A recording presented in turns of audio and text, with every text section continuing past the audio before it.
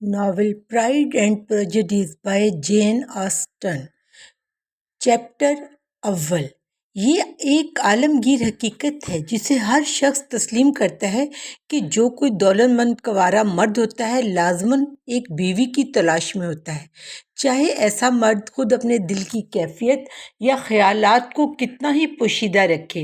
ارد گرد کے خاندان اس حقیقت کو اس قدر یقینی مانتے ہیں اور وہ لازمی طور پر کسی نہ کسی کی بیٹی کے نصیب میں لکھا جا چکا ہے۔ میرے عزیز مسٹر بینٹ، ایک دن ان کی زوجہ نے ان سے کہا، کیا آپ نے سنا کہ نیدر فیلڈ پارک آخر کار کرائے پر چلا گیا ہے؟ مسٹر بینٹ نے جواب دیا کہ انہیں اس بارے میں کچھ زیادہ معلوم نہیں، مگر یہ سچ ہے۔ انہوں نے پرجوش لہجے میں کہا، مسز لانگ ابھی آئی تھیں اور انہوں نے مجھے ساری تفصیلات بتائی ہیں۔ مسٹر بینٹ نے کوئی جواب نہ دیا۔ کیا آپ کو یہ جاننے کی خواہش نہیں کہ اسے کس نے کرائے پر لیا ہے؟ ان کی بیگم نے انتہائی بے صبری سے پوچھا۔ تمہیں مجھے بتانے کی خواہش ہے، لہٰذا مجھے سننے پر کوئی اعتراض نہیں، بس یہ اشارہ ہی کافی تھا۔ تو سنو ڈیئر، تمہیں معلوم ہونا چاہیے، مسز لانگ کہہ رہی تھیں کہ نیدر فیلڈ ایک نوجوان دولت مند شخص نے کرائے پہ لیا ہے جو کہ شمالی انگلستان سے تعلق رکھتا ہے۔ وہ پیر کے روز ایک 4 گھوڑوں والی بگی میں آیا تھا اور جگہ دیکھتے ہی اس نے پسند کر لیا اور اس نے فوراً ہی مسٹر مورس سے معاہدہ بھی کر لیا اور مائیکل ماس سے قبل اس کے یہاں قیام پذیر ہونے کی امید ہے، جبکہ اس کے چند خادم اگلے ہفتے تک یہاں پہنچ جائیں گے۔ اس کا نام کیا ہے؟ بنگلے۔ کیا وہ شادی شدہ ہے یا کنوارا؟ وہ کنوارا میرے عزیز، بے شک ایک دولت مند نوجوان مرد جس کی سالانہ آمدنی 4 یا 5 ہزار پاؤنڈ ہے۔ ہماری بیٹیوں کے لیے کتنا شاندار موقع ہے۔ یہ کیسے؟ یہ ان پر کیا اثر ڈالے گا؟ مسٹر بینٹ، آپ کس قدر سادہ مزاج ہیں۔ آپ کو بخوبی علم ہونا چاہیے کہ میں اس کی اپنی بیٹیوں میں سے کسی ایک کی شادی کا سوچ رہی ہوں۔ تو کیا وہ اسی نیت سے یہاں آ رہا ہے؟ نیت؟ کیسی بے تکی باتیں کر رہے ہیں آپ؟ مگر یہ ممکن ہے کہ وہ کسی ایک سے محبت کر بیٹھے، اسی لیے تمہیں فوراً جا کر ان سے ملنا چاہیے۔ مجھے اس کی کوئی ضرورت محسوس نہیں ہوتی۔ تم اور بچیاں وہاں جا سکتی ہو یا تم انہیں تنہا بھی بھیج سکتی ہو، شاید یہی زیادہ بہتر ہوگا کیونکہ تم بھی انہی کی طرح حسین ہو اور ممکن ہے کہ مسٹر بنگلی کو تم ہی زیادہ پسند آ جاؤ۔ ڈیئر، آپ تو میرا مذاق اڑا رہے ہیں۔ میں تسلیم کرتی ہوں میں کبھی حسین تھی، مگر میں اب اپنی عمر کے تقاضے سمجھتی ہوں۔ جب کسی عورت کی 5 جوان بیٹیاں ہوں تو اسے اپنی خوبصورتی کی فکر چھوڑ دینی چاہیے۔ ایسی صورت میں عورت کے پاس ویسے بھی زیادہ حسن باقی نہیں رہتا۔ ڈیئر، تمہیں ضرور جا کر مسٹر بنگلے سے ملاقات کرنی چاہیے جب وہ محلے میں آئے گا۔ میں تمہیں یقین دلاتا ہوں کہ یہ میری ذمہ داری نہیں ہے، مگر پلیز اپنی بیٹیوں کے بارے میں تو سوچو۔ صرف یہ خیال کرو کہ ان میں سے کسی ایک کا رشتہ ہو جائے تو یہ کتنا شاندار ہوگا۔ سر ولیم اور لیڈی لوگ صرف اسی نیت سے جا رہے ہیں، حالانکہ عام طور پر وہ کسی اجنبی سے ملنے نہیں جاتے۔ حقیقت میں تمہیں جانا ہوگا، کیونکہ اگر تم نہیں گئے تو پھر سمجھو ہم میں سے بھی کوئی نہیں جا سکے گا۔ تم حد سے زیادہ احتیاط برت رہی ہو۔ مجھے یقین ہے مسٹر بنگلی تمہیں دیکھ کر بہت خوش ہوں گے اور میں تمہارے ہاتھ ایک خط بھجوا دوں گا جس میں اسے اس بات کی اجازت دوں گا کہ وہ ہماری بیٹیوں میں سے جسے چاہے اپنا لے۔ اگرچہ میں چھوٹی لیزی کے حق میں کچھ کہوں گا، میں تم سے گزارش کرتی ہوں کہ تم ایسا بالکل نہ کرنا۔ لیزی باقی بیٹیوں سے ذرا بھی بہتر نہیں ہے اور یقیناً وہ جین کی طرح حسین نہیں ہے، نہ ہی للیتا جیسی خوش مزاج ہے، مگر تم ہمیشہ اسی کی طرفداری کرتے ہو۔ ان میں کسی میں بھی کوئی خاص بات نہیں ہے، مسٹر بینٹ نے جواب دیا۔ وہ سب عام لڑکیوں کی طرح ناسمجھ اور بالکل نادان ہے، مگر لیزی میں تھوڑی سی ذہانت زیادہ دیکھتا ہوں۔ مسٹر بینٹ، تم اپنے بچیوں کی ایسی تضحیک کیسے کر سکتے ہیں؟ تمہاری گفتگو لگتا ہے محض مجھے تنگ کرنے کے لیے ہے۔ تم میرے اعصاب کی ذرا سی بھی پرواہ نہیں کرتے۔ تم غلط سمجھ رہی ہو بیگم، مجھے تمہارے اعصاب کا مکمل احترام ہے۔ وہ میرے پرانے دوست ہیں، کم از کم 20 سال سے میں انہیں مستقل تمہارے کلمات میں سنتا آ رہا ہوں۔ تمہیں اندازہ نہیں کہ میں کس قدر تکلیف میں ہوں، مگر مجھے امید ہے تم جلد اس پر قابو پالو گے۔ کئی ایسے نوجوان مرد دیکھو گی جو سالانہ 4,000 پاؤنڈ کماتے ہوں گے اور وہ ہمارے محلے میں آئیں گے۔ اگر 20 بھی آ جائیں تو ہمیں کوئی فائدہ نہیں ہوگا، کیونکہ تم نے تو ان سے ملنے نہیں جانا۔ یقین جانو میری عزیز، اگر 20 آئیں گے تو میں ان سب سے ملنے جاؤں گا۔ مسٹر بینٹ ایک عجیب شخصیت کے مالک تھے، جن میں حاضر جوابی، طنز و مزاح، محتاط رویہ اور غیر متوقع مزاج کی ملی جلی کیفیت تھی۔ 3 اور 20 سال کی رفاقت بھی ان کی بیوی کے لیے ان کی شخصیت کو مکمل طور پر سمجھنے کے لیے کافی نہ تھی۔ برعکس ان کی بیوی کا مزاج کچھ زیادہ پیچیدہ نہ تھا۔ وہ انتہائی کم فہم، محدود علم اور متلون مزاج کی حامل خاتون تھی۔ جب وہ ناخوش ہوتی تو خود کو وہ اعصابی مریض سمجھنے لگتی۔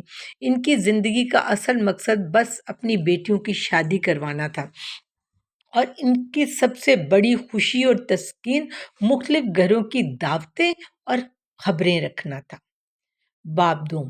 مسٹر بینٹ وہ ابتدائی افراد میں سے تھے جو مسٹر بنگلی سے ملاقات کے لیے پہنچے۔ انہوں نے ہمیشہ اپنی بیوی کو یقین دلا دیا تھا کہ وہ ہرگز نہیں جائیں گے، مگر عین وقت پر وہ جا پہنچے۔ شام کو جب وہ واپس آئے تو بیوی کو اس کا علم تک نہ تھا۔ جب انہوں نے اپنی بیٹی کو ٹوپی سنوارنے میں مصروف دیکھا تو اچانک بولے، امید ہے مسٹر بنگلے کو یہ پسند آئے گی۔ لیزی، ہمیں معلوم نہیں مسٹر بنگلے کو کیا پسند ہے یا کیا نہیں، ان کی بیوی نے خفگی سے جواب دیا، کیونکہ ہم تو ان سے ملنے ہی نہیں جا رہے۔ لیکن ماما، الزبتھ نے نرمی سے کہا، ہم مسٹر بنگلی سے محفل میں تو مل ہی سکیں گے، اور مسز لانگ نے وعدہ کیا کہ وہ ان سے ہمارا تعارف بھی کروائیں گی۔ مجھے یقین نہیں ہے کہ مسز لانگ ایسی کریں گی، ان کی ماں نے انتہائی خفگی سے کہا۔ وہ تو اپنی بھتیجیوں کے لیے مواقع ڈھونڈ رہی ہیں، وہ انتہائی خود غرض عورت ہے۔ اس بارے میں بھی تم سے متفق ہوں، مسٹر بینٹ نے خوشگوار لہجے میں کہا۔ یہ جان کر مجھے خوشی ہوئی کہ تم اس پر بھروسہ نہیں کرتی۔ مسٹر بینٹ نے کوئی جواب نہ دیا اور مسز بینٹ خاموش رہیں، مگر ان کا چہرہ واضح ناراضگی ظاہر کر رہا تھا۔ آخر کار وہ غصے میں کٹی پر برس پڑی۔ بس کرو کٹی، اتنی کھانسی کیوں کر رہی ہو؟ میرے اعصاب کا کچھ تو خیال کرو، تم تو میری جان ہی کھا رہی ہو۔ کٹی کو اپنی کھانسی پر زیادہ دھیان دینا چاہیے، اس کے والد نے چھیڑنے والے انداز میں کہا۔ وہ ہمیشہ نامناسب وقت پر کھانستی ہے۔ میں اپنے شوق سے تو نہیں کھانستی، کٹی نے جھنجھلا کر کہا۔ ویسے لیزی، اگلا رقص کب ہوگا؟ 2 ہفتے بعد، الزبتھ نے جواب دیا۔ اور ہاں، مسز لانگ ان سے 1 دن پہلے واپس آئیں گی، مسز بینٹ نے کہا، تو اسے جاننے کا وقت بھی نہ پا سکیں گی۔ تو میری پیاری، تمہیں ان پر سبقت لے جانی چاہیے اور انہیں مسٹر بنگلی سے متعارف کرانا چاہیے۔ مسٹر بینٹ نے مسکراتے ہوئے کہا، یہ ناممکن ہے مسٹر بینٹ، جب میں خود ان سے واقف نہیں تو انہیں ان کے ساتھ کیسے متعارف کرا سکتی ہوں؟ مسز بینٹ نے ناراضگی سے کہا۔ تمہاری احتیاط قابل تعریف ہے، مسٹر بینٹ نے مسکراتے ہوئے کہا، لیکن میں تم سے متفق نہیں ہوں کہ اگر ہم نے کوشش نہ کی تو مسز لانگ کی بھتیجیاں ضرور موقع لے جائیں گی۔ لڑکیوں نے حیرت سے اپنے والد کی طرف دیکھا، جبکہ ان کی والدہ نے نرمی سے کہا، کیا یہ سچ ہے؟ کیا آپ واقعی مسٹر بنگلی سے مل چکے ہیں؟ ہاں ڈیئر، میں ان سے مل چکا ہوں، مسٹر بینٹ نے اطمینان سے کہا۔ میں صبح ہی جا کر ان سے ملا تھا۔ مسٹر بینٹ اور لڑکیاں حیران رہ گئیں۔ چند لمحوں بعد جب پہلا جوش و خروش کم ہوا، مسز بینٹ خوشی سے بولی، آپ کتنے شفیق شوہر ہیں، آپ کتنے اچھے ہیں، مجھے معلوم تھا آخر کار میں آپ کو راضی کر لوں گی، یہ بہت خوشی کی بات ہے۔ لڑکیوں نے بھی مسکراتے ہوئے ایک دوسرے کی طرف دیکھا، اور لیلیا نے فوراً قیاس کرنا شروع کر دیا کہ مسٹر بنگلے کب ان کے گھر آئیں گے۔ باب سوم۔ نیدر فیلڈ کے نئے مکین مسٹر بنگلی علاقے میں آنے کے بعد بہت جلد مقبول ہو گئے۔ وہ ایک خوش مزاج اور ملنسار نوجوان ثابت ہوئے جو ہر کسی سے خندہ پیشانی سے ملتے اور اپنی زندہ دلی سے سب کا دل جیت لیتے۔ ان کے گھر میں دعوتوں اور محفلوں کا سلسلہ چل نکلا، اور جلد ہی ہر طرف ان کے حسن سلوک اور خوش اخلاقی کی تعریفیں ہونے لگیں۔ مسز بینٹ اپنے بیٹیوں کے ہمراہ نیدر فیلڈ جانے کا موقع تلاش کرنے لگی، لیکن مسٹر بنگلی کی سب سے پہلی محفل ایک عوامی رقص کی صورت میں منعقد ہوئی، جہاں علاقے کے سبھی معزز خاندانوں کو مدعو کیا گیا تھا۔ جب محفل کا دن آن پہنچا تو بینٹ خاندان نہایت جوش و خروش سے تیار ہوا۔ جین، جو سب سے زیادہ حسین تھی، خاص طور پر نہایت خوبصورت لگ رہی تھی۔ اس کی والدہ نے مسرت سے کہا، میری پیاری جین، اگر آج تمہاری قسمت نہ چمکی تو میں نہیں جانتی کب چمکے گی۔ محفل میں پہنچ کر جلد ہی معلوم ہوا کہ مسٹر بنگلی واقعی بہت خوش اخلاق اور مہذب انسان ہے۔ وہ ہر کسی سے خوش اخلاقی سے ملے، مگر جیسے ہی ان کی نظر جین پر پڑی وہ فوراً ان کی طرف متوجہ ہو گئے اور بار بار ان سے گفتگو کرنے لگے۔ مسز بینٹ کی خوشی کی تو کوئی انتہا ہی نہ رہی۔ الزبتھ بھی محفل سے لطف اندوز ہو رہی تھی، مگر وہ جلدی ایک اور شخصیت کی طرف متوجہ ہو گئی، مسٹر ڈارسی۔ وہ مسٹر بنگلی کے قریبی دوست تھے، مگر ان کی شخصیت بالکل مختلف تھی۔ وہ سنجیدہ اور مغرور دکھائی دے رہے تھے، اور محفل میں موجود زیادہ تر افراد ان کی بے اتنائی سے نالاں دکھائی دیتے تھے، جبکہ مسٹر بنگلی نے خوشی خوشی تقریباً سبھی خواتین کے ساتھ رقص کیا۔ مسٹر ڈارسی صرف 2 بار ناچے، وہ بھی اپنی دوست کی بہنوں کے ساتھ۔ ان کی اس بے رخی کو لوگوں نے غرور سمجھا اور جلد ہی ان کی شخصیت کا چرچا اسی طرح ہونے لگا۔ الزبتھ نے ان کی اس بے اتنائی کو محسوس کیا اور ہلکی سی دل آزاری محسوس کی۔ وہ اپنی دوست شارلٹ لوکس کے ہمراہ کھڑی تھی جب مسٹر بنگلی نے مسٹر ڈارسی کو مشورہ دیا، ڈارسی، تمہیں بھی رقص کرنا چاہیے۔ یہ محفل خاصی خوشگوار ہے اور یہاں بہت سی خوبصورت لڑکیاں موجود ہیں۔ مسٹر ڈارسی نے ہلکی سی نظر دوڑائی اور کہا، کوئی خاص نہیں۔ بنگلی نے ہنستے ہوئے کہا، کیا واقعی؟ تو تمہیں اپنے نظر انتخاب پر دوبارہ غور کرنا چاہیے۔ دیکھو، الزبتھ بینٹ بہت خوش مزاج اور خوبصورت ہے، کیوں نہ ان سے رقص کے لیے پوچھو۔ مسٹر ڈارسی نے ایک سرسری نگاہ الزبتھ پر ڈالی اور بے پرواہی سے کہا، وہ قابل قبول ہے، مگر میرے معیار کے مطابق اتنی حسین نہیں کہ مجھے راغب کر سکے۔ الزبتھ نے اتفاقیہ طور پر یہ جملہ سن لیا۔ وہ حیرت سے چند لمحے چپ رہیں، مگر جلد ہی انہوں نے اس بات کو ایک مزاحیہ رخ دے کر ہنسی میں تبدیل کر لیا۔ بعد میں جب انہوں نے یہ واقعہ اپنی سہیلیوں کو سنایا تو سبھی نے مل کر مسٹر ڈارسی کا مذاق اڑایا۔ یہ محفل کئی حوالوں سے یادگار رہی، خصوصاً جین اور مسٹر بنگلے کی قربت اور الزبتھ اور مسٹر ڈارسی کی صدموہری کے حوالے سے۔ مسز بینٹ اس دن بہت خوش تھیں کہ ان کی سب سے بڑی بیٹی ایک انتہائی مالدار نوجوان کی توجہ حاصل کر چکی تھی، جبکہ الزبتھ کے دل میں مسٹر ڈارسی کے لیے خاص قسم کا تاثر پیدا ہو چکا تھا جو وقت کے ساتھ ساتھ مزید پیچیدہ ہونے والا تھا۔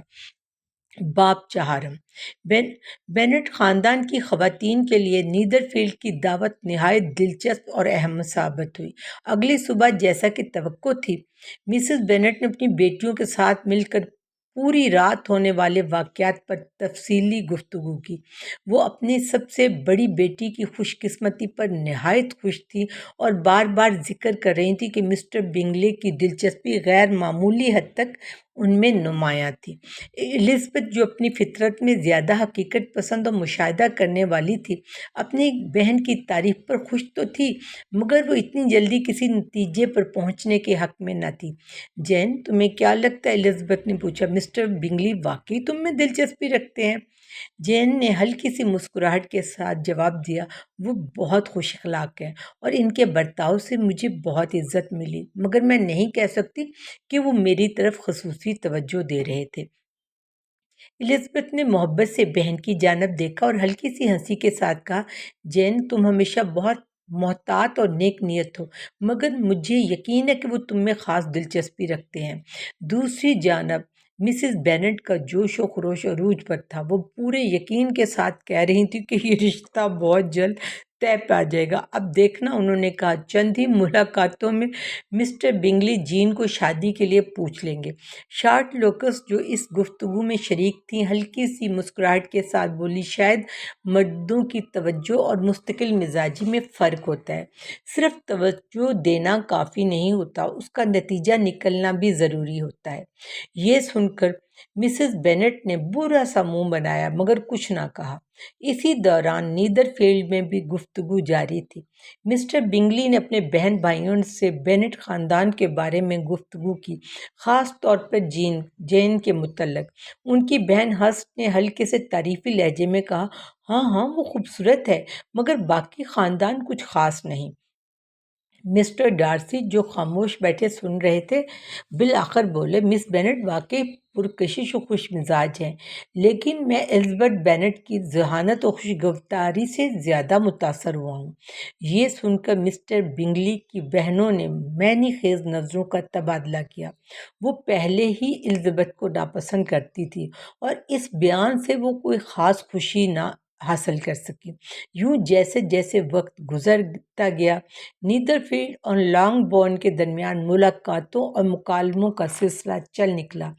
جین اور مسٹر بنگلے کی قربت میں اضافہ ہو رہا تھا، جبکہ الزبتھ اور مسٹر ڈارسی کی راہیں بظاہر الگ الگ نظر آ رہی تھیں، مگر ان کے خیالات میں ایک دوسرے کی موجودگی بالکل واضح تھی۔ باب پنجم لانگ بورن سے تھوڑا فاصلے پر ایک ایسا خاندان رہتا تھا جس سے بینٹ خاندان خاصی قربت رکھتا تھا۔ سر ولیم لوکاس پہلے میریٹن میں تجارت کرتے تھے، جہاں انہوں نے کافی معقول دولت کمائی اور اپنے میئر کے دور میں بادشاہ سے خطاب کرنے کی وجہ سے نائٹ ہوڈ کا اعزاز بھی حاصل کیا۔ شاید یہ امتیاز ان کے دل پر کچھ زیادہ ہی اثر کر گیا تھا۔ اس نے انہیں اپنے کاروبار اور چھوٹے بازار والے قصبے میں رہائش سے بیزار کر دیا، چنانچہ انہوں نے دونوں کو ترک کر دیا اور اپنی فیملی کے ساتھ میریٹن سے تقریباً 1 میل دور ایک مکان میں سکونت اختیار کر لی، جسے اس وقت سے وکاس لاج کہا جانے لگا۔ یہاں وہ اپنی اہمیت کے متعلق خوشگوار خیالات کے ساتھ کاروباری بندشوں سے آزاد ہو کر محض سب کے ساتھ خوش اخلاقی برتنے میں مشغول رہ سکتے تھے، کیونکہ اگرچہ انہیں اپنی حیثیت پر فخر تھا، لیکن اس نے انہیں مغرور نہیں بنایا تھا، بلکہ وہ ہر ایک کی توجہ کا مرکز بنے رہتے تھے۔ وہ فطرتاً ملنسار، دوستانہ مزاج اور خوش اخلاق تھے، اور سینٹ جیمز میں ان کی پیشی نے انہیں مزید شائستہ بنا دیا تھا۔ لیڈی لوکاس ایک نہایت اچھی خاتون تھیں، اتنی ذہین تو نہیں تھیں مگر مسز بینٹ کے لیے ایک بہترین پڑوسی ثابت ہوتی تھی۔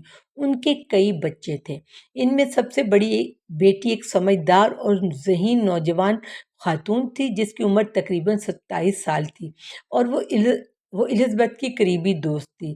یہ بالکل ضروری تھا کہ مس لوکاس اور مس بینٹ ایک ساتھ بیٹھ کر بال کے متعلق گفتگو کریں، چنانچہ اس تقریب کے اگلے دن وہ سب لانگ بورن پہنچی تاکہ سنیں اور سنائیں۔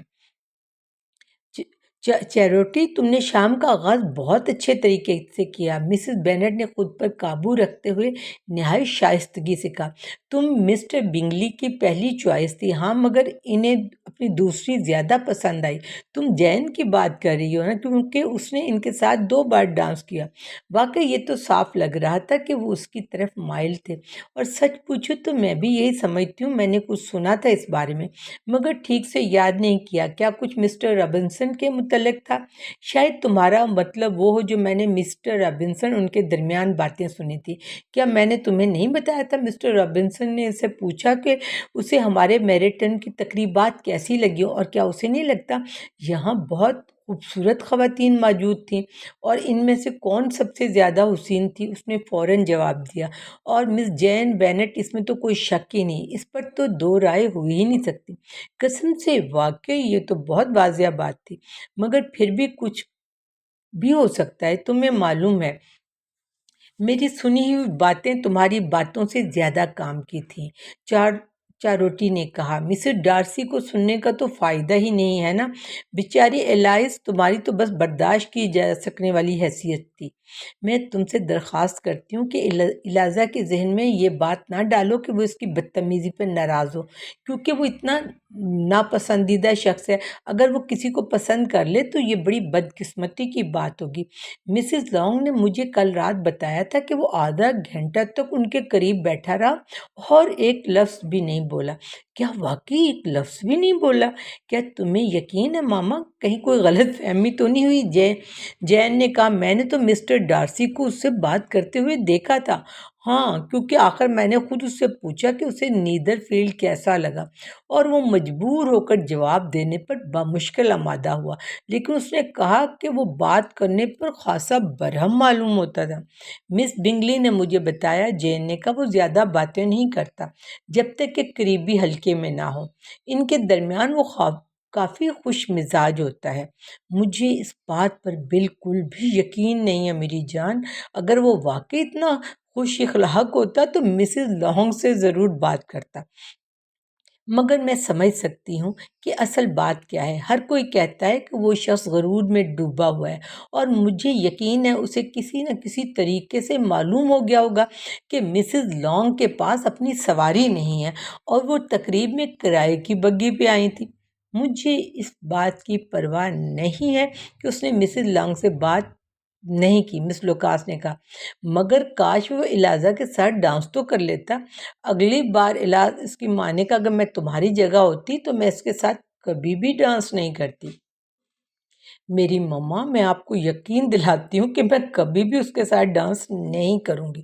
اس کا غرور، مس لوکاس نے کہا، مجھے اتنا برا نہیں لگتا جتنا کہ غرور اکثر برا لگتا ہے، کیونکہ اس کے پاس ایک وجہ ہے، ایک اتنا شاندار نوجوان، عمدہ خاندانی پس منظر، دولت، ہر چیز اس کے حق میں ہے، تو یہ فطری ہے کہ وہ اپنے بارے میں بلند خیالات رکھے۔ اگر میں یوں کہوں تو اسے فخر کرنے کا حق حاصل ہے۔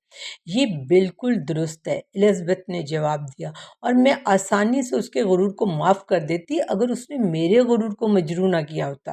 غرور، میری نے کہا، جو اپنی فکری گہرائی پر فخر کرتی تھی، ایک عام کمزوری ہے۔ میرا ماننا ہے، اور میں نے اب تک جو کچھ پڑھا ہے اس سے مجھے یقین ہو گیا ہے کہ یہ بہت عام ہے۔ انسانی فطرت خاص طور پر اس کی طرف مائل ہوتی ہے، اور ہم میں سے بہت کم ایسے ہیں جو کسی نہ کسی خوبی پر خود پسندی نہیں رکھتے، چاہے وہ خوبی حقیقت میں موجود ہو یا محض ان کے خیال میں۔ غرور اور خود پسندی دو مختلف چیزیں ہیں، اگرچہ انہیں اکثر ایک ہی سمجھا جاتا ہے۔ ایک شخص غرور میں مبتلا ہو سکتا ہے بغیر خود پسند ہوئے۔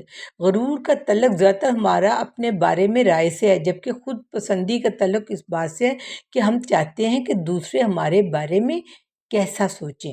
اگر میں مسٹر ڈارسی جتنا امیر ہوتی، نوجوان لوکاس جو اپنی بہنوں کے ساتھ آیا تھا بول اٹھا، تو مجھے غرور کرنے کی بالکل بھی پرواہ نہ ہوتی۔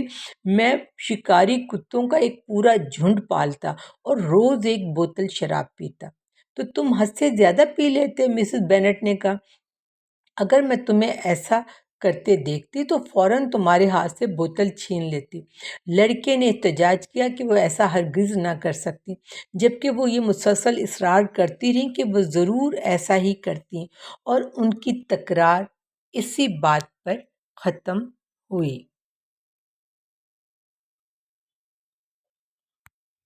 باب ششم۔ لانگ بورن کی خواتین جلد ہی نیدر فیلڈ کی خواتین سے ملنے گئی۔ یہ ملاقات رسمی انداز میں لوٹائی گئی۔ مس بینٹ کے خوشگوار اتوار نے مسز ہسٹ اور مس بنگلی کے دل میں ان کے لیے نرمی پیدا کر دی۔ البتہ ان کی والدہ کو ناقابل برداشت اور چھوٹی بہنوں کو لائق اعتناب نہ سمجھا گیا۔ البتہ دونوں بڑی بہنوں سے بہتر شناسائی کی خواہش کا اظہار ضرور کیا گیا۔ جین نے اس توجہ کو نہایت مسرت کے ساتھ قبول کیا، مگر الزبتھ کو اب بھی محسوس ہوتا تھا کہ وہ ہر ایک سے ایک تحقیر امیز رویہ برت رہی تھی، حتیٰ کہ جین کے ساتھ بھی، اور یہی وجہ تھی کہ وہ ان کو پسند نہ کر سکی۔ اگرچہ جین کے ساتھ ان کی نرمی جتنی بھی تھی اپنی جگہ اہم تھی، کیونکہ بظاہر یہ سب کچھ ان کے بھائی کی جین میں دلچسپی کا نتیجہ معلوم ہوتا تھا۔ جب بھی وہ ملتے یہ بات واضح ہو جاتی کہ مسٹر بنگلی واقعی جین کو پسند کرتے ہیں، اور الزبتھ کے لیے یہ بھی صاف نظر آ رہا تھا کہ جین بھی دل ہی دل میں ان کے لیے جھک رہی ہے، اور جلد ہی شاید ان کی محبت میں گرفتار ہو جائے گی۔ تاہم اسے یہ سوچ کر اطمینان تھا کہ عام دنیا کو اس کا اندازہ نہ ہو سکے گا، کیونکہ جین جذبات کی شدت کے باوجود مزاج کی متانت اور رویے میں مستقل خوش مزاجی رکھتی تھی، جو ہر قسم کے بے جائے شک و شبہ سے اسے محفوظ رکھتی تھی۔ اس نے یہ بات اپنی دوست مس لوکاس سے کہی۔ یہ تو اچھی بات ہے، شارلٹ نے جواب دیا، آدمی اپنے جذبات کو دنیا کے سامنے نہ کھلنے دے، مگر بعض اوقات حد سے زیادہ احتیاط نقصان دہ بھی ثابت ہوتی ہے۔ اگر کوئی عورت اپنی محبت کو اس شخص سے بھی اس مہارت سے چھپا لے جس کے لیے وہ محبت رکھتی ہے، تو ممکن ہے وہ اسے اپنا بنانے کا موقع ہی کھو دے۔ تب یہ تسلی کچھ خاص فائدہ نہ دے گی کہ دنیا بھی اسی طرح بے خبر ہے۔ ہر محبت میں کچھ نہ کچھ شکر گزاری یا خوش فہمی تو ضرور ہوتی ہے، اور اسے محض اتفاق پر چھوڑ دینا مناسب نہیں۔ معمولی سی رغبت تو فطری سی بات ہے، لیکن سچی محبت صرف اسی وقت پروان چڑھتی ہے جب اسے جواب میں کوئی حوصلہ افزائی ملے۔ 10 میں سے 9 بار عورت کے لیے بہتر ہوتا ہے کہ وہ اپنی محبت کو اس سے زیادہ ظاہر کرے جتنا وہ حقیقت میں محسوس کرتی ہے۔ مسٹر بنگلی بلا شبہ تمہاری بہن کو پسند کرتے ہیں، مگر اگر جین نے خود آگے بڑھ کر انہیں راستہ نہ دکھایا تو وہ اس سے آگے کچھ نہیں کر سکیں گے، مگر وہ انہیں راستہ دکھا تو رہی ہیں جتنا ان کی فطرت اجازت دیتی ہے۔ اگر میں اس کے جذبات کو بھانپ سکتی ہوں تو مسٹر بنگلی کو بھی اس کا اندازہ ہو جانا چاہیے، ورنہ وہ تو بالکل ناسمجھ ہوں گے۔ یہ یاد رکھو الزبتھ کہ وہ جین کی طبیعت کو تمہاری طرح نہیں جانتے، لیکن اگر کوئی عورت کسی مرد کو پسند کرتی ہے اور اپنی پسندیدگی چھپانے کی کوشش نہیں کرتی تو وہ اسے محسوس کیے بغیر نہیں رہ سکتا۔ ہاں، اگر وہ اس سے ملے کہ اسے پہچان سکے۔ لیکن بنگلی اور جین کی ملاقاتیں اگرچہ ہوتی رہتی ہیں، مگر وہ کبھی زیادہ دیر تک ساتھ نہیں رہتے، اور چونکہ وہ ہمیشہ تقریبات میں ملتی ہیں اس لیے یہ ممکن نہیں کہ ہر لمحہ صرف بات چیت میں ہی گزارا جا سکے۔ اس لیے جین کو چاہیے کہ وہ ہر اس موقع سے فائدہ اٹھائے جب وہ اس کی توجہ حاصل کر سکے۔ جب وہ اسے یقینی طور پر اپنا بنا لے گی تو پھر محبت میں گرفتار ہونے کا پورا وقت میسر ہوگا۔ تمہاری یہ حکمت عملی تبھی اچھی ہے جب محض ایک اچھا رشتہ حاصل کرنے کی خواہش ہو، الزبتھ نے جواب دیا۔ اگر میرا مقصد بھی کسی امیر شوہر کا حصول ہوتا تو شاید میں بھی یہی طریقہ اپناتی، لیکن جین ایسا نہیں ہے، وہ کسی منصوبہ بندی کے تحت یہ سب نہیں کر رہی۔ ابھی تو وہ یہ بھی نہیں جانتی کہ اس کا جھکاؤ کس حد تک معقول ہے، وہ اسے صرف 2 ہفتے سے جانتی ہے۔ اس نے میرٹن میں اس کے ساتھ 4 بار رقص کیا ہے، ایک صبح اس کے گھر جا کر ملی ہے اور 4 بار ایک مجلس میں کھانا کھانے پر موجود رہی ہے۔ یہ سب اس کی شخصیات کو پوری طرح سمجھنے کے لیے کافی نہیں۔ اگر صرف کھانے پر ملاقات ہوتی تو وہ شاید محض اس کی بھوک کا اندازہ کر سکتی۔ شارلٹ نے ہنستے ہوئے کہا، مگر تمہیں یاد رکھنا چاہیے کہ وہ 4 شامیں بھی ایک ساتھ گزار چکے ہیں، اور 4 شاموں میں بہت کچھ ممکن ہو سکتا ہے۔ ہاں، ان 4 شاموں میں انہوں نے یہ ضرور معلوم کر لیا ہوگا کہ انگلینڈ میں ان کا کھیل کون سا زیادہ پسند ہے، لیکن جہاں تک نمایاں خصوصیات کا تعلق ہے میں نہیں سمجھتی کہ بہت کچھ واضح ہوا ہوگا۔ خیر، شارلٹ نے کہا، میں دل سے چاہتی ہوں کہ جین کو کامیابی ملے، اور اگر وہ کل ہی اس سے شادی کر لے تو بھی میں یہی سمجھوں گی کہ اس کے خوش رہنے کے امکانات اتنے ہی ہیں جتنے اگر وہ 1 سال تک اس کے مزاج کا مطالعہ کرتی رہے تب۔ شادی میں خوشی محض ایک اتفاق کی بات ہے، چاہے میاں بیوی ایک دوسرے کی طبیعت کو کتنا ہی اچھی طرح جانتے ہوں یا ان کے مزاج پہلے سے کتنے ہی ملتے جلتے ہوں، یہ خوشی کو یقینی نہیں بناتا۔ شادی کے بعد دونوں میں ایسی تبدیلیاں آتی ہیں جو انہیں ایک دوسرے سے مختلف بنا دیتی ہیں، اور یہی اختلافات جھنجھلاہٹ کا باعث بنتے ہیں۔ اس لیے بہتر ہے کہ جس کے ساتھ زندگی گزارنی ہو اس کی خامیوں کے بارے میں جتنا کم معلوم ہو اتنا ہی اچھا ہے۔ تمہاری یہ بات مجھے ہنسانے کے لیے کافی ہے شارلٹ، لیکن تم جانتی ہو یہ صحیح نہیں، اور خود تم بھی اس پر کبھی عمل نہ کرتی۔ الزبتھ کا دھیان اپنی بہن کی جانب بنگلی کی دلچسپی پر تھا۔ وہ اس امکان سے بالکل بے خبر تھی کہ وہ خود بھی کسی اور کی نظروں میں دلچسپی کا باعث بن رہی ہے۔ مسٹر ڈارسی نے ابتدا میں تو اسے خوبصورت تسلیم کرنے سے بھی گریز کیا تھا۔ انہوں نے پہلی ملاقات میں اسے بغیر کسی पसंदीदगी के देखा था। अगली बार वो महज तनकीदी नज़रों से ही उसे देखने पर आमादा हुए, मगर ज्यों-ज्यों उन्होंने खुद को बावर करा लिया कि इस्बत की शक्ल में कोई ख़ास कशिश नहीं, उन्हें महसूस होने लगा कि उसकी गहरी स्याह आँखों में एक गैर मामूली ज़हानत की चमक है। इसी दरियाफ्त के बाद इन पर मज़ीद हैरानकुन इंकशाफ़ात हुए। अगरचे उन्होंने इसके सरापे में कई ख़ामियाँ तलाश कीं, लेकिन वो इसकी दिलकशी और नफ़ासत को नज़रअंदाज न कर सके। ये सब कुछ एलिज़ाबेथ की नज़रों से ओझल था। उसके लिए डार्सी महज़ वो शख़्स था जो किसी भी महफ़िल में खुशगवार नहीं लगता था, जिसने एक बार उसे रश्क के काबिल भी नहीं समझा था। मगर अब डार्सी उसे मज़ीद जानने की ख्वाहिश करने लगा था। इससे गुफ्तगू करने के लिए एक कदम आगे बढ़ाने की गर्ज़ से वो इसकी बातचीत पर ध्यान देने लगा था। इसका ये रवैया एलिज़ाबेथ की नज़रों से छुप ना सका। ये सब कुछ सर विलियम लुकास की महफ़िल में हुआ, जहाँ काफ़ी लोग जमा थे। मिस्टर डार्सी और कर्नल फोस्टर का मुकालमा हो रहा था। एलिज़ाबेथ ने शार्लेट से सरगोशी की। ये सवाल तो खुद मिस्टर डार्सी से पूछना चाहिए, शार्लेट ने मुस्कुराते हुए कहा। अगर उन्होंने ये हरकत दोबारा की तो मैं इन्हें बता दूंगी कि मुझे मालूम है वो क्या कर रहे हैं। उनकी नज़रों में ख़ास तंज छुपा होता है। अगर मैंने पहले खुद गुस्ताखी ना की तो मैं जल्दी इनसे खौफजदा हो जाऊंगी। ये सुनकर कि वो करीब आ रहे हैं मगर बात करने की कोई ख़ास नीयत नहीं रखते, मिस डॉकस ने अपने दोस्त को चैलेंज किया कि वो इस मौजू पर मिस्टर डार्सी से बात करे। ये सुनकर एलिज़ाबेथ फ़ौरन मुश्तिल हो गई। उसने कहा, मिस्टर डार्सी, क्या आपको नहीं लगा कि मैंने कर्नल फोस्टर को मेरिटन में एक हाल देने के लिए छेड़ते वक्त नहायत उम्दगी से ज़ाहिर ख्याल किया था, बहुत जोशो खरोश से। लेकिन ये ऐसा मौजू है जो हमेशा ख़वातीन में जोश पैदा कर देता है। आप हम पर सख्ती कर रहे हैं, मिस लॉकस बोली। अब इसका नंबर है छेड़े जाने का। इज़्ज़ा, मैं साज़ खोलने जा रही हूँ। तुम्हें मालूम है इसके बाद क्या होगा? तुम भी क्या अजीब दोस्त हो, हर मौके पर मुझे सबके सामने बजाने और गाने पर मजबूर कर देती हो। अगर मेरी खुद पसंदी मौसीकी की तरफ माइल होती तो तुम मेरे लिए बहुत कीमती साबित होती। मगर हकीकत यह है कि मैं वाकई इन लोगों के साथ बैठना पसंद नहीं करती जो हमेशा बेहतरीन मौसीकी सुनने के आदी हैं। मगर जब मिस लॉकस बाज ना आई तो उसने कहा, बहुत अच्छा, अगर ऐसा ही होना है तो फिर ऐसा सही। और मिस्टर डार्सी को संजीदगी से देखते हुए कहा, एक पुराना और उम्दा मकूला है जिससे सब यहाँ वाकिफ होंगे कि अपनी सांसें संभालो ताकि अपनी खिचड़ी ठंडी कर सको, और मैं अपनी सांस संभालकर अपने गाने में जान डाल दूंगी। उसकी परफॉर्मेंस खुशगवार थी, मगर कोई गैर मामूली दर्जे की ना थी। एक दो गाने गाने के बाद वो इससे पहले कि मज़ीद गाने की दरख्वास्तों का जवाब दे सकती, उसकी बहन मैरी ने जोशो खरोश से उसकी जगह ले ली। मैरी, जो ख़ानदान में बहुत सादा शक्ल सूरत की मालिक थी, इल्म और हुनर सीखने में सख्त मेहनत करती थी और हर मौके पर अपनी काबिलियत का मुज़ाहरा करने के लिए बेकरार रहती थी।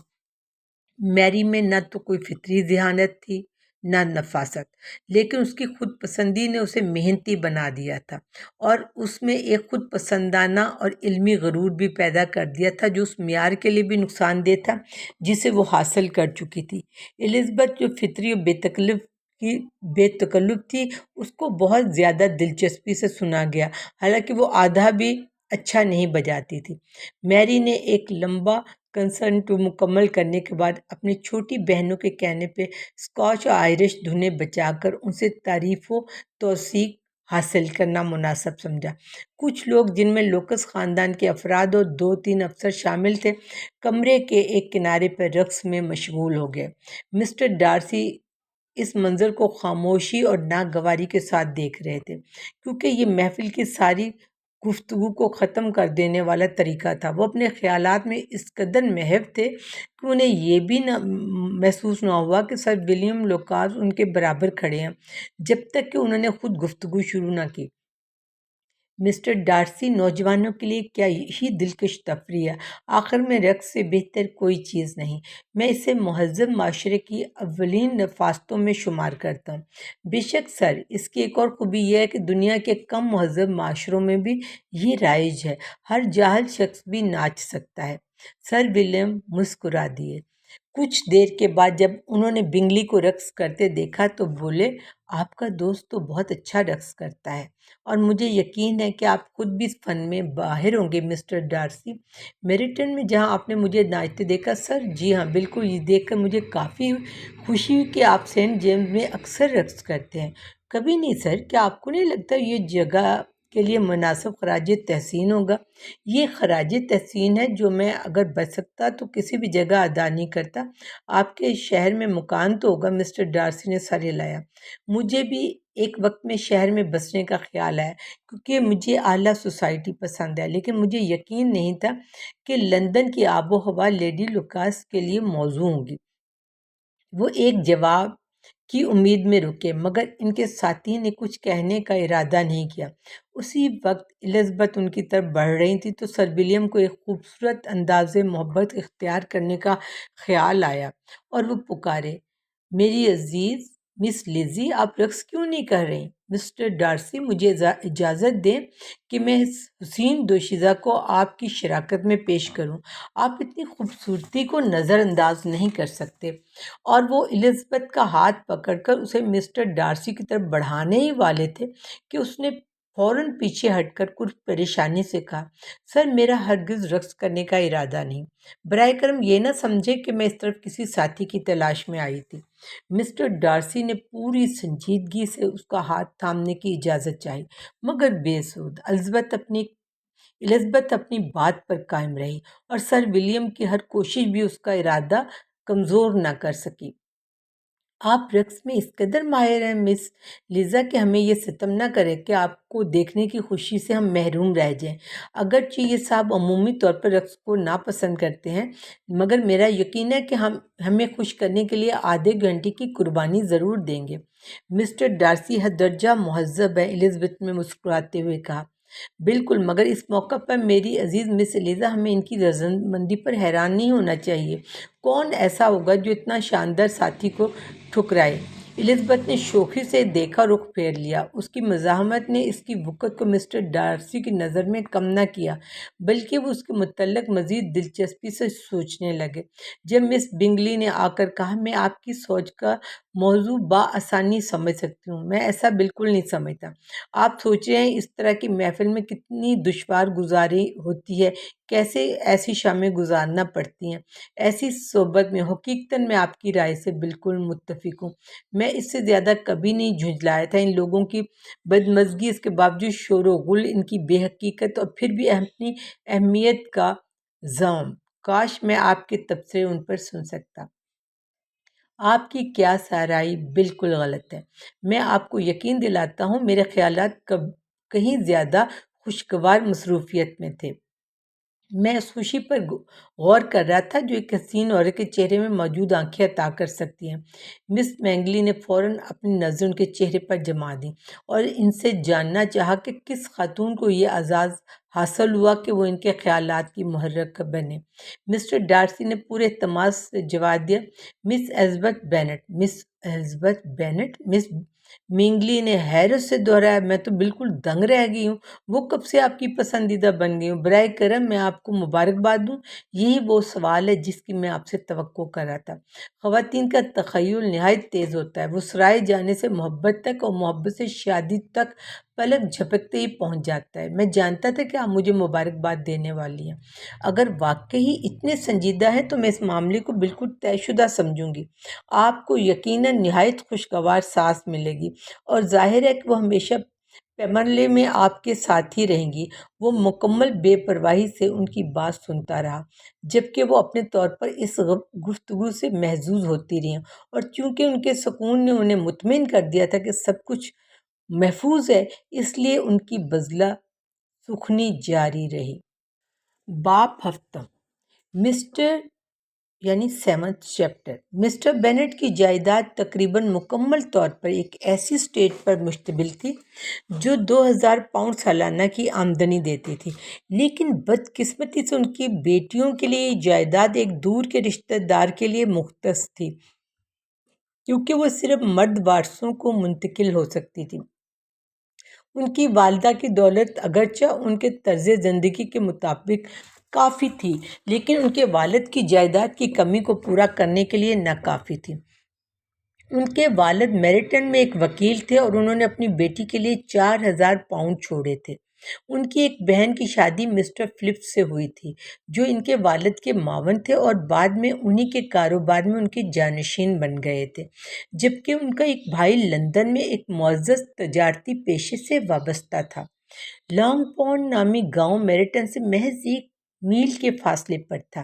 یہ قربت نوجوان خواتین کے لیے نہایت سہولت بخش تھی جو اکثر ہفتے میں 3 یا 4 بار اپنی خالہ کی خبر گیری اور سامنے کی گلی میں موجود کسی ملبوسات فروش کے پاس جانے کے لیے جاتی تھی۔ خاندان کی وہ 2 سب سے کم عمر بیٹیاں کیتھرین اور لائڈیا خاص طور پر ان ملاقات میں بہت سرگرم رہتی تھیں۔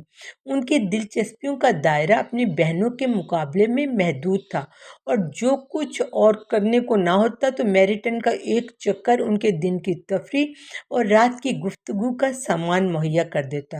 چاہے دیہی علاقے میں خبریں کم ہی کیوں نہ ہوں، وہ ہمیشہ اپنی خالہ سے کچھ نہ کچھ جاننے میں کامیاب ہو ہی جاتی تھی۔ فی الحال ان کے پاس خبریں اور خوشی دونوں وافر مقدار میں موجود تھیں، کیونکہ حال ہی میں ایک ملیشیا رجمنٹ ان کے علاقے میں آئی تھی جو پورے موسم سرما کے لیے وہیں قیام پذیر ہونے والی تھی اور میریٹن اس کا ہیڈ کوارٹر تھا۔ اب ان کی خالہ مسز فلپس کے پاس جانے کا ایک نیا مقصد بھی تھا، نہایت دلچسپ خبریں حاصل کرنا۔ ہر دن ان کی معلومات میں افسران کے ناموں اور تعلقات کے بارے میں کچھ نیا اضافہ کر رہا تھا۔ ان کے رہائشی مقامات کا پتہ لگنے میں زیادہ دیر نہ لگی اور آخر کار وہ خود ان افسران سے بھی واقف ہونے لگی۔ مسٹر فلپس نے ان سب کا دورہ کیا اور ان کے نتیجے میں ان کی بھانجیاں ایک ایسی مسرت سے روشناس ہوئیں جو اس سے پہلے انہیں کبھی نصیب نہ ہوئی تھی۔ اب وہ کسی اور موضوع پر بات کرنے کے قابل ہی نہ رہیں، صرف افسران کے متعلق گفتگو ہی ان کے لیے اتنی اہم تھی کہ یہاں تک کہ مسٹر بنگلی کی بڑی دولت، جس کا ذکر ان کی ماں کے لیے نہایت خوشکن ہوتا تھا، ان کی نظروں میں ایک معمولی چیز بن چکی تھی جب ان کا موازنہ کسی جونیئر افسر کی وردی سے کیا جاتا تھا۔ ایک صبح جب وہ دونوں اس موضوعات پر جوش و خروش سے بات کر رہی تھیں تو مسٹر بینٹ نے بے نیازی سے کہا، تمہاری باتوں سے جو کچھ میں اخذ کر پایا ہوں اس کے مطابق تم دونوں ملک کی سب سے نادان لڑکیاں ہو۔ کچھ عرصہ سے مجھے شک تھا، لیکن آج تمہاری گفتگو سے میں قائل ہو گیا ہوں۔ کیتھرین یہ سن کر پریشان ہو گئی اور خاموش رہی، لیکن لائڈیا نے بے فکری سے کیپٹن کارٹر کی تعریف کرنا جاری رکھا اور کہا کہ امید کرتی ہوں کہ آج اس کی ایک جھلک ضرور دیکھ سکوں گی کیونکہ کل صبح وہ لندن روانہ ہو رہا تھا۔ مجھے حیرت ہے عزیز، مسز بینٹ نے کہا، کیا تم اتنی جلدی اپنے بچوں کو نادان سمجھنے لگے ہو؟ اگر مجھے کسی کے بچوں کے بارے میں کمتر سوچنا بھی ہو تو وہ میرے اپنے بچے کبھی نہیں ہو سکتے۔ اگر میرے بچے نادان ہیں تو مجھے ہمیشہ اس حقیقت سے آگاہ رہنا چاہیے۔ ہاں، مگر معاملہ یہ ہے کہ وہ نہایت ذہین ہے۔ یہ وہ واحد نقطہ ہے جس پر میں سمجھتا ہوں کہ ہم کبھی متفق نہیں ہو سکتے۔ مسٹر بینٹ نے کہا، میں نے امید کی تھی ہمارے خیالات ہر پہلو میں یکساں ہوں گے، لیکن میں آپ سے اتنا اختلاف ضرور رکھتا ہوں کہ ہماری 2 سب سے چھوٹی بیٹیاں غیر معمولی حد تک ناسمجھ ہیں۔ ڈیئر مسٹر بینٹ، آپ کو ایسے لڑکیوں سے اپنے اور ان کی ماں سے عقل کی توقع نہیں رکھنی چاہیے۔ جب ہماری عمر کو پہنچیں گی تو مجھے یقین ہے کہ وہ افسران کے بارے میں اتنا نہیں سوچیں گی جیسا ہم نہیں سوچتے۔ مجھے یاد ایک زمانہ تھا جب مجھے بھی سرخ کوٹ پسند تھے، اور سچ کہوں تو اب بھی دل میں پسند ہے۔ اگر کوئی وجیح نوجوان کرنل جس کی سالانہ آمدنی 5-6 ہزار ہو میری کسی بیٹی کے لیے رشتہ بھیجے تو میں ہرگز انکار نہیں کروں گی، اور مجھے تو کرنل فوسٹر پچھلی رات سر ولیم کی محفل میں اپنی وردی میں بہت شاندار لگا تھا۔ ماما، لائڈیا نے پکارا، میری خالہ کہہ رہی تھی کہ کرنل فوسٹر اور کپتان کارٹر اب مس واٹسن کے ہاں اتنا زیادہ نہیں جاتے جتنا پہلے جایا کرتے تھے۔ وہ اب اکثر کلارک کی لائبریری کے باہر کھڑے نظر آتے ہیں۔ مسز بینٹ کو جواب دینے کا موقع نہ ملا کیونکہ اسی وقت ایک نوکر مس بینٹ کے لیے ایک رکا لے کے آیا۔ یہ نیدر فیلڈ سے آیا اور کاسٹ جواب کا منتظر تھا۔ مسز بینٹ کی آنکھیں خوشی سے چمکنے لگیں۔ وہ بےتابی سے بول اٹھی جبکہ ان کی بیٹی خط پڑھ رہی تھی۔ کہو جین، یہ کس کی طرف سے ہے؟ کیا لکھا ہے؟ وہ کیا کہہ رہا ہے؟ جلدی بتاؤ میری پیاری، جلدی کرو۔ یہ مس بنگلی کی طرف سے ہے، جین نے کہا، پھر خط بلند آواز میں پڑھ کر سنایا۔ میری عزیز دوست، اگر تم آج لوئیسا اور میرے ساتھ کھانے پر نہ آئیں تو ہم باقی زندگی ایک دوسرے سے نفرت کرنے کے خطرے میں ہوں گے، کیونکہ دو عورتوں کے درمیان پورے دن کی گفتگو کسی نہ کسی جھگڑے پر ختم ہوتی ہے۔ یہ خط ملتے ہی فوراً چلی آؤ، میرا بھائی اور دیگر حضرات فوجی افسران کے ساتھ کھانے پر جا رہے ہیں۔ ہمیشہ سے تمہاری کیرولین بنگلی۔ فوجی افسران کے ساتھ؟ لائڈیا چلائی۔ حیرت ہے، خالہ نے ہمیں اس بارے میں کچھ نہیں بتایا۔ باہر کھانے جانا؟ مسز بینٹ بولی، یہ تو بڑی بدنصیبی ہے۔ کیا مجھے بگی مل سکتی ہے؟ جین نے پوچھا۔ نہیں میری جان، تمہیں گھوڑے پر جانا چاہیے، کیونکہ لگتا ہے بارش ہوگی اور یوں تمہیں رات وہاں رکنا پڑے گا۔ یہ ترکیب اچھی ہوتی ہے، البتہ نے کہا، اگر یقین ہوتا کہ اسے گھر واپس بھیجنے کی پیشکش نہ کریں گے۔ اور لیکن حضرت کو میریٹن جانے کے لیے مسٹر بنگلی کی بگھی چاہیے ہوگی، اور ہرس کے پاس اپنے گھوڑے نہیں ہیں۔ میں تو بگھی میں جانا زیادہ پسند کروں گی۔ لیکن پیاری، تمہارے والد گھوڑے دینے کی گنجائش نہیں رکھتے، یہ تو یقینی ہے۔ انہیں کھیت میں کام کے لیے درکار ہے نا مسٹر بینٹ؟ ہاں، انہیں کھیت میں زیادہ ضرورت ہے بجائے اس کے کہ میں انہیں حاصل کر سکوں۔ لیکن آج اگر گھوڑے میسر ہیں، البتہ نے کہا، تو ماں کا مقصد پورا ہو جائے گا۔ بالآخر ان کے والد نے اعتراف کیا کہ گھوڑے پہلے ہی مختص کیے جا چکے ہیں۔ جین کو مجبوراً گھوڑے پر جانا پڑا۔ اس کی ماں نے اسے دروازے تک الوداع کہا، اس امید کے ساتھ کہ موسم خراب ہو جائے۔ اس کی امید پوری ہوئی۔ جین زیادہ دیر نہ گزری تھی جب نکلی تو موسلا دھار بارش ہوگی۔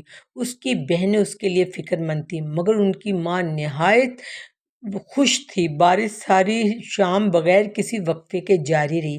اب جین کا واپس آنا ممکن نہ تھا۔ یہ تو واقعی میرے ذہن کی بہترین ترکیب ثابت ہوئی، مسز بینٹ بار بار کہتی رہیں، جیسے بارش برسنے کا سہرا بھی وہ اپنے سر لینا چاہتی ہیں۔ تاہم اگلی صبح تک انہیں اپنی چالاکی کا مکمل فائدہ معلوم نہ ہو سکا۔ ناشتے کے فوراً بعد نیدر فیلڈ سے ایک نوکر الزبتھ کے لیے ایک اور رکا لے کے آیا۔ میری عزیز ترین لیزی، میں آج صبح خود کو بہت کمزور محسوس کر رہی ہوں۔ غالباً یہ سب کل بارش میں بھیگنے کا نتیجہ ہے۔ میرے مہربان دوست مجھے صحت یاب ہونے تک واپس جانے دینے کو تیار نہیں۔ وہ اصرار کر رہے ہیں کہ میں مسٹر جونز کو دکھاؤں، لہٰذا اگر تمہیں میری ان سے ملنے کی اطلاع ملے تو پلیز پریشان مت ہونا۔ ایک معمولی زکام اور سر درد کے علاوہ اور کوئی خاص پریشانی نہیں۔ تمہاری جین۔ اچھا میری پیاری، مسز بینٹ بولی جب الزبتھ نے رکا بلند آواز میں پڑھا، اگر تمہاری بیٹی کسی خطرناک بیماری میں مبتلا ہو جائے، اگر وہ مر جائے، تو کم از کم تمہیں تسلی ہوگی کہ یہ سب مسٹر بنگلی کے تعاقب میں ہوا اور تمہارے حکم پر ہوا، مسٹر بینٹ نے کہا۔ اور مجھے اس کے مرنے کا کوئی ڈر نہیں۔ لوگ معمولی زکام سے نہیں مرتے۔ وہ وہاں اچھی طرح رکھی جائے گی، اور جب تک وہ وہاں رہے سب ٹھیک ہے۔ میں اسے دیکھنے جاتی اگر بگھی میسر ہوتی۔ حقیقی پریشانی محسوس کرتے ہوئے الزبتھ نے اسے دیکھنے جانے کا فیصلہ کیا، اگرچہ بگھی دستیاب نہ تھی، چونکہ وہ گھڑ سوار نہ تھی، اس کے پاس پیدل چلنے کے سوا کوئی چارہ نہ تھا۔ اس نے اپنا ارادہ ظاہر کیا۔ تم اتنی بے وقوف کیسے ہو سکتی ہو؟ اس کی ماں چیخ پڑی۔ اس سارے کیچڑ میں پیدل جانے کا سوچ رہی ہو؟ تم وہاں پہنچنے کے بعد دیکھنے کے قابل بھی نہیں رہو گی۔ میں جین کو دیکھنے کے قابل رہوں گی، اور بس یہ میرے لیے کافی ہے۔ لیزی، کیا یہ مجھ سے گھوڑے منگوانے کا اشارہ ہے؟ اس کے والد نے الزبتھ سے پوچھا۔ نہیں، ہرگز نہیں۔ میں اس چہل قدمی سے بچنا نہیں چاہتی۔ فاصلہ تو کچھ بھی نہیں ہے۔ جب مقصد ہو تو 2-3 میل کچھ بھی معنی نہیں رکھتے۔ میں رات کے کھانے سے پہلے واپس آ جاؤں گی۔